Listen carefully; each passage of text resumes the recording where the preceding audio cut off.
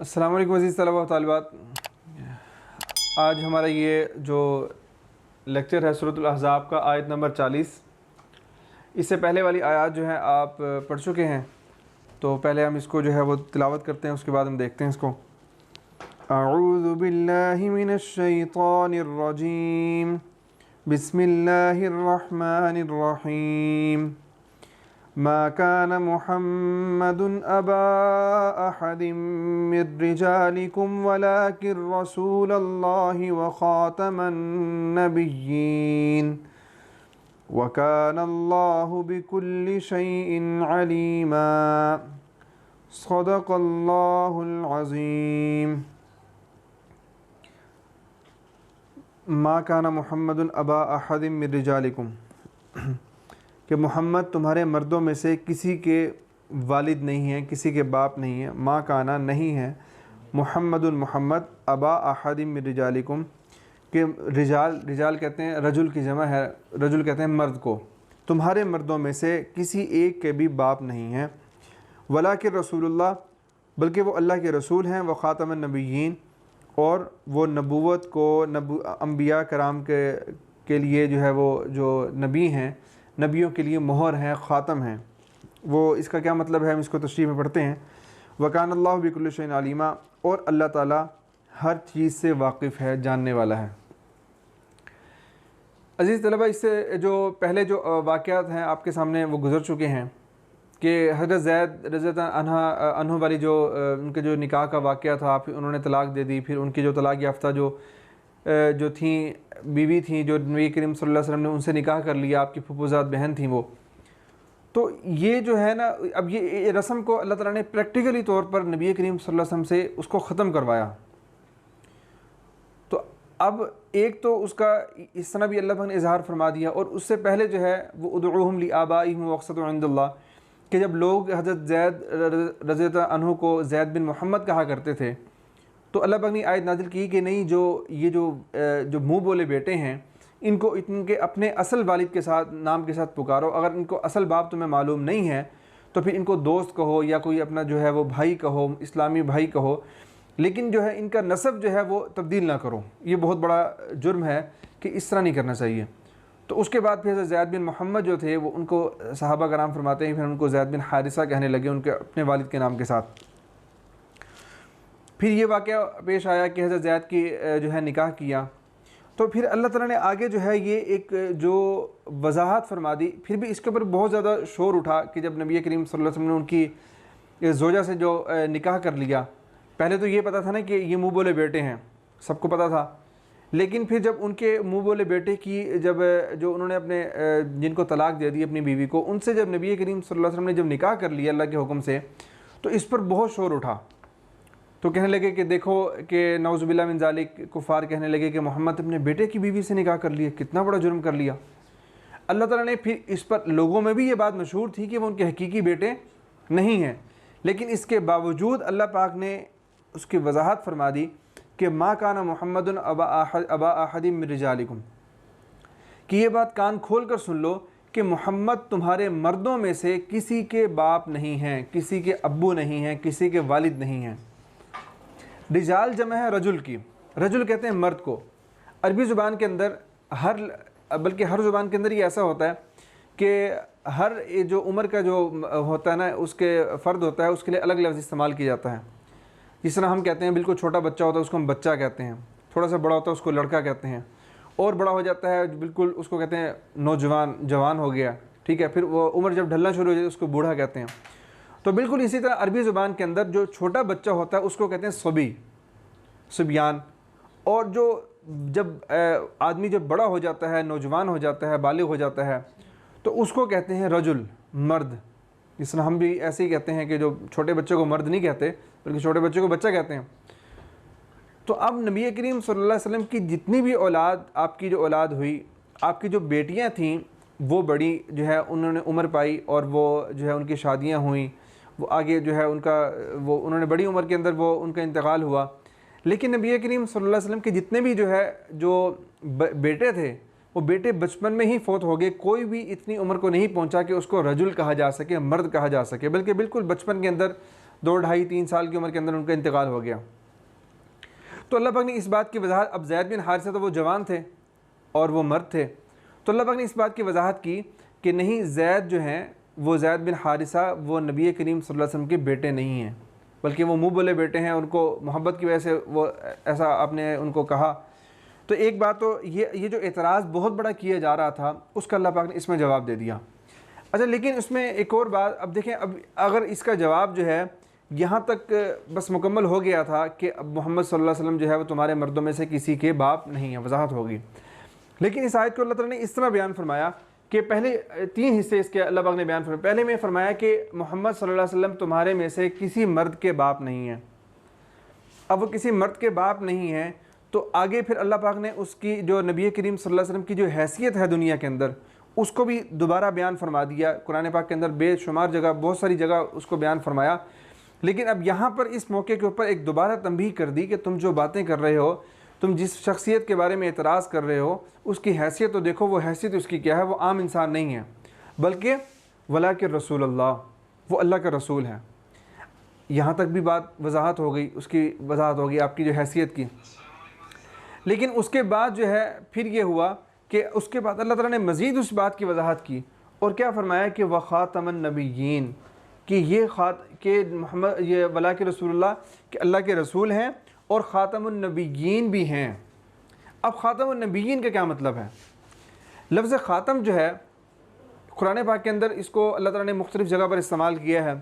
کہ اس کا جو اصل جو اس کے جو حروف ہیں وہ خا اور تا اور میم ہے، ختم۔ اس کا کیا مطلب ہوتا ہے؟ تو قرآن پاک کے اندر اللہ تعالیٰ نے جو ہے ایک اور جگہ پہ بیان فرمایا کہ ختم اللہ علی قلوبہم وسمعہم وعلی ابصارہم غشاوہ، کہ اللہ فرما رہے ہیں کہ کفار کے بارے میں کہ ختم اللہ تعالیٰ نے مہر لگا دی علی قلوبہم، ان کے دلوں پر، وعلی سمعہم، اور ان کے کانوں پر۔ اچھا، مہر کیا ہوتی ہے؟ مہر یہ ہوتی ہے کہ پہلے زمانے کے اندر بھی، جو پہلے جب یہ خط و کتابت ہوتی تھی اور یہ ایک جگہ سے دوسری جگہ خطوط جو ہے لیٹرز وہ پہنچائے جاتے تھے، کسی بادشاہ کا کوئی حکم کہیں پہنچایا جاتا تو اس کو حکم نامے کو ایک وہ کاغذ کے اندر جو اس کو لیٹر جو ہوتا تھا اس کو لکھ کر اس کو ایک لفافے کے اندر بند کرتے، اور اس لفافے کے اوپر سے یعنی کہ اس کو فولڈ کر کے بند کر کے اس کے اوپر وہاں پر جہاں اس کے بند ہونے کی جگہ ہوتی بالکل وہیں پر ایک مہر لگا دی جاتی۔ وہ مہر اس بات کی نشانی ہوتی تھی کہ اب اس لفافے کو بند کر دیا گیا ہے۔ اگر اس مہر کو جب وہ دوسرے بادشاہ کے پاس یا دوسری جگہ پر وہ خط پہنچتا تو وہ سب سے پہلے اس مہر کو دیکھتا کہ اس مہر کو کسی نے کچھ چھیڑا تو نہیں ہے، کہیں ایسا تو نہیں ہے کہ اس مہر کو کہیں کھول کر دوبارہ اس کے اندر کچھ جو ہے کوئی اضافہ کیا ہو، کوئی خیانت کر لی گئی ہو، کہیں ایسا تو نہیں ہے۔ تو مہر کا یہ مقصد ہوتا تھا کہ اندر کی جو چیز ہے وہ باہر نہ آ سکے اور باہر سے کوئی چیز اندر نہ جا سکے، اس کو کہتے ہیں مہر، کہ مہر لگا دی۔ تو بالکل یہی اللہ پاک فرما رہے ہیں کہ ختم اللہ علی قلوبہم وسمعہم،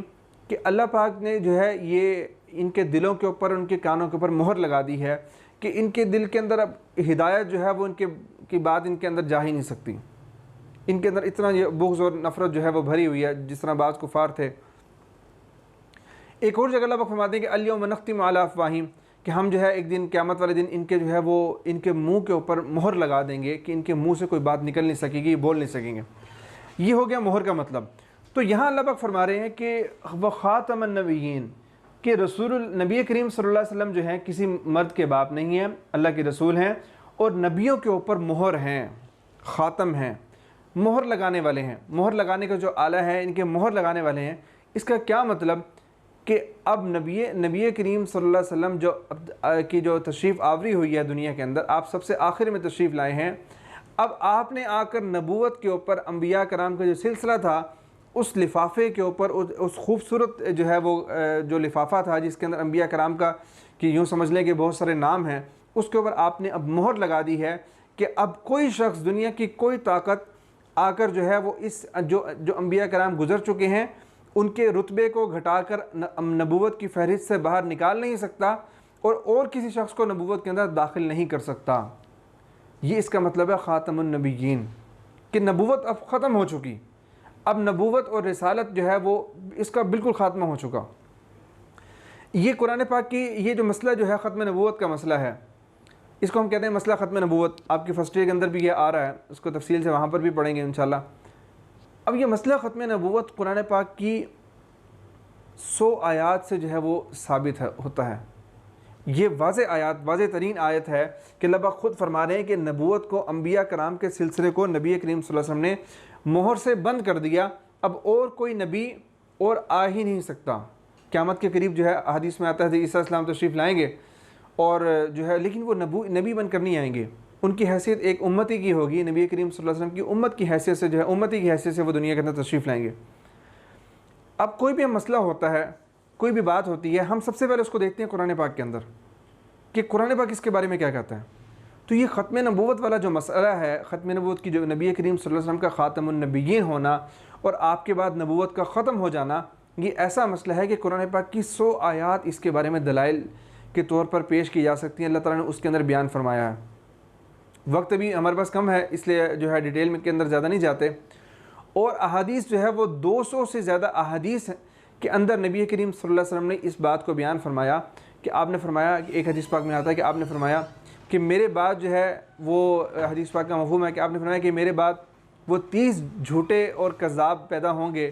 اور وہ ان میں سے ہر ایک یہی سمجھتا ہوگا کہ میں اللہ کا نبی ہوں، اور حالانکہ میں آخری نبی ہوں، میرے بعد کوئی نبی نہیں، کہ انا خاتم النبیین، کہ میں نبوت کو بالکل ختم کرنے والا ہوں اور اس کے بعد میرے بعد لا نبی بعدی، میرے بعد کوئی نبی نہیں. حدیث سے بھی یہ مسئلہ ثابت ہو گیا. اچھا اس کے بعد چلتے ہیں، یعنی کہ کوئی سٹیپ بائی سٹیپ ہم آ رہے ہیں کہ سب سے اوپر قرآن پاک ہے، اس کے بعد احادیث ہیں. تو قرآن پاک کی 100 آیات ہمیں بتا رہی ہیں کہ اللہ پاک نے اس مسئلے کو، نبوت کے سلسلے کو ختم کر دیا. پھر 200 احادیث اس بارے میں بتا رہی ہیں کہ نبی کریم صلی اللہ علیہ وسلم خود فرما رہے ہیں، بار بار ارشاد فرما رہے ہیں کہ میرے بعد کوئی نبی نہیں. پھر اس کے بعد جو تیسرا درجہ ہوتا ہے کہ صحابہ کرام کا ہوتا ہے کہ صحابہ کرام کسی مسئلے کے بارے میں ان کی رائے دیکھ لیجیے وہ کیا کہتے ہیں. تو نبی کریم صلی اللہ علیہ وسلم کی وصال کے بعد دنیا سے جب آپ تشریف لے کے پردہ فرمانے کے بعد جو صحابہ کرام رضوان اللہ تعالیٰ علیہم اجمعین کا جو سب سے پہلا جس بات پر اتفاق ہوا تھا، جس کو ہم اجماع کہتے ہیں، جو اجماع ہوا تھا، وہ اس بات پر ہوا تھا کہ وہاں پر عرب کے اندر ایک اور شخص نے، مسلمہ اس کا نام تھا، اس نے نبوت کا دعویٰ کر دیا. تو سارے صحابہ کرام اس بات پر ایک کی بھی رائے اس سے الگ نہیں تھی، سب نے متفق ہو کر اس کے خلاف جہاد کیا. اور اس جنگ کے اندر، جنگ یمامہ اس کو کہتے ہیں، 1200 صحابہ کرام اس کے اندر شہید ہوئے اور 700 صحابہ کرام ایسے تھے جو حفاظ تھے، حافظ قرآن تھے. حضرت جو ہے یہ اگر آپ تاریخ کا، سیرت کا اگر آپ جائزہ لیں تو جناب نبی کریم صلی اللہ علیہ وسلم کے زمانے کے اندر جتنی بھی جنگیں لڑی گئیں اس کے اندر صحابہ کرام جو شہید ہوئے ان کی تعداد 260 ہے، صرف 259 اور 60 کے درمیان. اور جنگ یمامہ ایسی جنگ ہے کہ اس کے اندر صحابہ کرام کا 1200 صحابہ کرام شہید ہوئے اور بالآخر اس فتنے کا، وہ مسلمہ کذاب والا جو فتنہ تھا، اس کا خاتمہ کر دیا. تو اس سے اندازہ لگائیں کہ صحابہ کرام کے نزدیک اس مسئلے کی کتنی اہمیت تھی اور وہ اس مسئلے کو کس نظر سے دیکھ رہے تھے کہ نبی کریم صلی اللہ علیہ وسلم، اگر یہ مسئلہ کوئی عام سا مسئلہ ہوتا تو صحابہ کرام اس بارے میں اتنا زیادہ 1200 صحابہ کرام جانے اپنی قربان کر دیں، اور اتنے بڑے صحابہ کرام، کسی ایک کی رائے بھی، کوئی ایک بھی حدیث ایسی نہیں ہے کہ اس میں کسی صحابی نے کہا ہوگا کہ نہیں میری رائے اس سے مختلف ہے. تو ہم نے لغت کے، پھر یہ اب تیسری بات ہوگی کہ جو ہے نا اجماع امت، یعنی کہ صحابہ کرام کو اس بات پر اجماع ہو گیا کہ نبی کریم صلی اللہ علیہ وسلم آخری نبی ہیں، آپ کے بعد کوئی نبی نہیں ہے. پھر ہم لغت کے اعتبار سے ہم دیکھتے ہیں کہ جتنی بڑی بڑی ڈکشنریز ہمارے پاس عربی کی ہیں، ہم ساری ڈکشنریز اٹھا کر دیکھ لیں، جو ہے مفردات القرآن ہے علامہ راغب اصفہانی کی، بہت مشہور ہے، اور جو ہے علامہ سیوطی رحمۃ اللہ علیہ کی ہے، جو ہے الاتقان ہے، وہ علوم القرآن کے بارے میں. غرض آپ عربی کی جو بھی پرانی سے پرانی ڈکشنری اٹھا کر دیکھ لیں، اس میں خاتم کا مطلب جو ہے، وہ ختم کا مطلب وہ یہی ہے کہ مہر. اور اس میں وضاحت اس بات کی آگے کر دی جاتی ہے کہ مہر کا مطلب کیا، کہ مہر جس چیز پر لگ جائے کہ اندر سے کوئی چیز باہر نہیں آ سکتی، باہر سے کوئی چیز اندر نہیں جا سکتی. کہ انبیاء کرام کے سلسلے کو نبی کریم صلی اللہ علیہ وسلم نے مہر لگا دی کہ اب آپ کے جو آخری جو خاتم بن کر، مہر بن کر جو آپ جو تشریف لائے دنیا کے اندر، کہ اب کوئی شخص دنیا کا، وہ جو پہلے انبیاء کرام گزر چکے، ان کی عزت کو گھٹا کر ان کو نبوت کے دائرے سے باہر نہیں نکال سکتا، اور کوئی نیا شخص جو ہے، کوئی اتنا جو ہے وہ کوئی دعویٰ کر کے نبوت کے سلسلے کے اندر داخل نہیں ہو سکا. یہ لفافہ خوبصورت جو تھا یہ پورا بند ہو چکا. اس میں پھر آخری بات، ایک عقلی طور پر آپ بھی اس بات کو سوچیں کہ اگر کوئی نبی کریم صلی اللہ علیہ وسلم کے بعد کوئی نبی کسی نبی نے آنا ہوتا تو خود نبی کریم صلی اللہ علیہ وسلم کے جو صحابہ کرام تھے، حضرت ابوبکر صدیق رضی اللہ عنہ تھے، حضرت عمر فاروق رضی اللہ عنہ تھے، حضرت عثمان غنی رضی اللہ عنہ تھے، حضرت علی المرتضیٰ رضی اللہ عنہ، یہ جو حضرات تھے اور بے شمار عشرہ مبشرہ تھے، اتنے صحابہ کرام تھے، ان کی اگر ہم سیرت پڑھیں تو اتنے باکمال لوگ تھے کہ ان کی مثال قیامت تک ڈھونڈی جا ہی نہیں سکتی، اتنے باکمال لوگ تھے وہ۔ اگر کسی نبی نے آنا ہوتا تو ان جیسا کوئی دنیا کے اندر کوئی متقی اور پرہیزگار، ان جیسا ایمان والا کوئی نہیں، قیامت تک کوئی نہیں آ سکتا، تو ان میں سے کسی کو نبی بنایا جاتا۔ اور خود نبی کریم صلی اللہ علیہ وسلم نے ارشاد فرمایا حدیث پاک میں کہ میں جو ہے اگر میرے بعد کوئی لو کان بعدی نبی لکان عمر، اگر میرے بعد کوئی نبی ہوتا تو عمر ہوتا، کہ صحابہ کرام کا یہ مقام، لیکن میرے بعد کوئی نبی، اگر میرے بعد کوئی نبی ہوتا تو عمر ہوتا۔ اور ایک اور مرتبہ نبی کریم صلی اللہ علیہ وسلم نے ارشاد فرمایا کہ میری اور حضرت علی کی مثال ایسے ہے کہ جیسے جو ہے وہ حضرت موسیٰ اور حضرت ہارون کی مثال تھی، کہ حضرت موسیٰ اور حضرت ہارون دونوں بھائی تھے تو وہ دونوں نبی تھے۔ آپ نے فرمایا کہ میری اور علی کی جو نسبت ہے، جو مثال ہے، وہ موسیٰ اور ہارون جیسی ہے، لیکن میرے بعد کوئی نبی نہیں ہے۔ اب یہاں پر دیکھیں، آپ نے فوراً اس بات کی تردید فرما دی کہ کوئی آدمی یہ نہ سمجھے کہ میری اور حضرت علی کی مثال جو ہے وہ موسیٰ اور ہارون جیسی ہے، تو حضرت موسیٰ بھی نبی تھے، حضرت ہارون بھی نبی تھے، اس لیے نبی کریم صلی اللہ علیہ وسلم بھی نبی ہیں، حضرت علی بھی جو ہے وہ نبی ہو سکتے ہیں۔ نہیں، آپ نے فرمایا کہ نہیں، لیکن میرے بعد کوئی نبی نہیں۔ اور ایک اور حدیث پاک میں آپ نے ارشاد فرمایا کہ میری اور پچھلے انبیاء کرام کی مثال ایسے ہے کہ جیسے اس شخص نے بہت خوبصورت محل تعمیر کیا اور اس محل کے اندر ایک اینٹ کی جگہ جو ہے وہ باقی رہ گئی، پورا جو ہے وہ مکان مکمل ہو گیا، محل بہت خوبصورت تھا، لوگ اس کو دیکھتے بڑے تعجب کرتے کہ کتنا پیارا جو ہے محل ہے، خوبصورت ہے، اور وہ ایک اینٹ جو ہے وہ اس کو دیکھتے کہ یہاں پر ایک اینٹ کی جگہ خالی ہے، تو آپ نے فرمایا کہ میں ہی وہ آخری اینٹ ہوں، کہ انبیاء کرام کا جو نبوت والا جو محل تھا،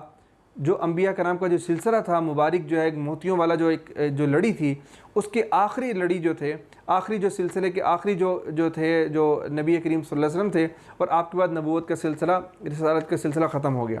تو اس لیے یہ بہت اہم ہمارا جو ہے یہ جو آج کا جو لیکچر ہے کہ ہمارا یعنی کہ بنیادی عقائد میں سے یہ چیز ہے کہ نبی کریم صلی اللہ علیہ وسلم آخری نبی ہیں۔ اب آپ کی جو،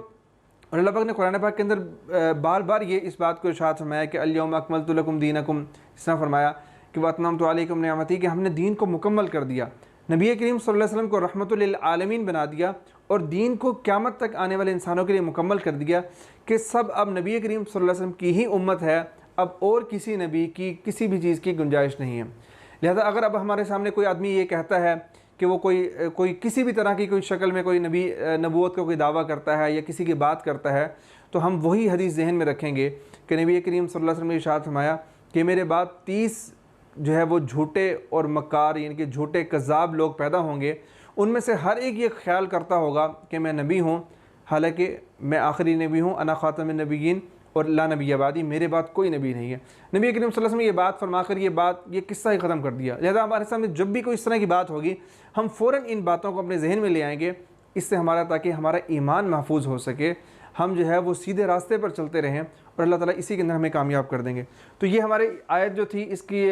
الگ سے وضاحت بھی ہے، تو یہ امید ہے اس کے اندر آپ کو جو ہے تشریح لکھ سکیں گے۔ تو خاتم النبیین کا معنی وہ آخری نبی۔ تو بہت شکریہ۔